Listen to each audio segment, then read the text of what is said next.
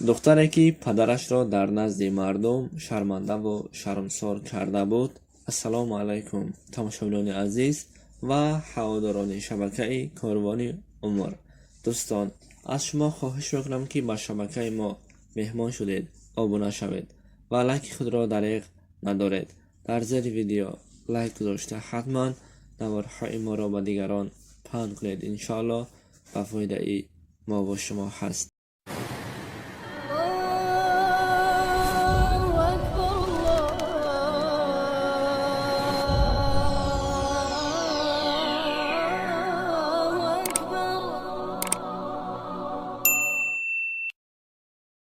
дӯстон, бар ҳамаи мо маълум аст ки интернет чизест ки мисли корт ҳаст, яъне ҷиҳати кори хубро ҳам дорад ва ҷиҳати кори баде ҳам дорад ки ин вобаста ба ҳамон шахсоне ки кор мефармонанд.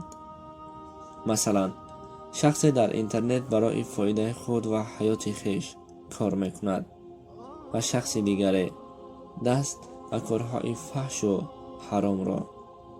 дар замони имрӯзаи мо инстаграма, биголайв, тикток ва инчунин шабакаҳои иҷтимоӣ ва пахши мустақим хеле зиёд шуд ки пеш дар чунин саҳифаҳо занҳо ва мардҳои ғайридинҳо менишастанд. занҳо худро барои мардҳои номаҳрам нишон медоданд. айни замон бошад духтарони мусалмонҳо аппаву хоҳарони мо менишинанд. вақте мо дар саҳифаҳои онҳо дохил шудем, мебинем ки расм ва видеоҳои безеб доранд. ба онҳо менависем, мегӯем хоҳарҷон ё ин ки апаҷон, ин кори шумо хато ҳаст, шумо хато мекунед.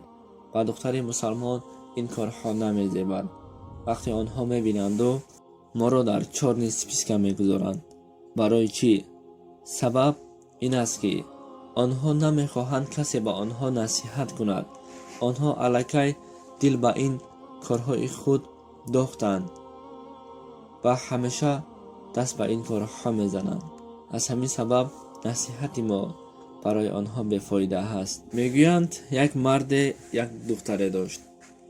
духтар ҷаҳондида буд, хеле дар саҳифаҳои иҷтимоӣ машҳур буд. дӯстону рафиқон бо чанд меҳмони дигар ба хонаи ин мард омад ва ин мард таърифи зиёд барои духтараш мекард аз саводу ақлу илм ва ҷаҳонбинии духтараш.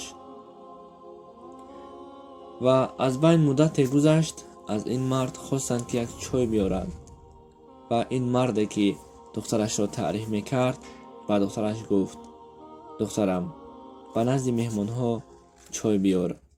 духтар дар даст ки телефон буд бозӣ мекард, ба падар гашту гуфт: падар, заткиниз, я ещё занята, гуфтасту гузашта рафтааст. бинед ки вақте падар аз духтар хостаст ки духтарам чой биёр, духтар дар ҷавоб чунин гуфт: падар, папа, заткиниз, я ещё занята. шумо фикр кунед ки вақте духтари шумо дар назди меҳмонҳо агар ба шумо чунин ҷавоб гӯяд, чӣ мешавед?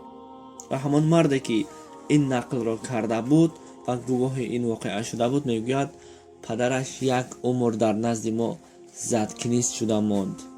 ба хотири чӣ? ба хотири оне ки духтарашро бисёр таъриф мекард.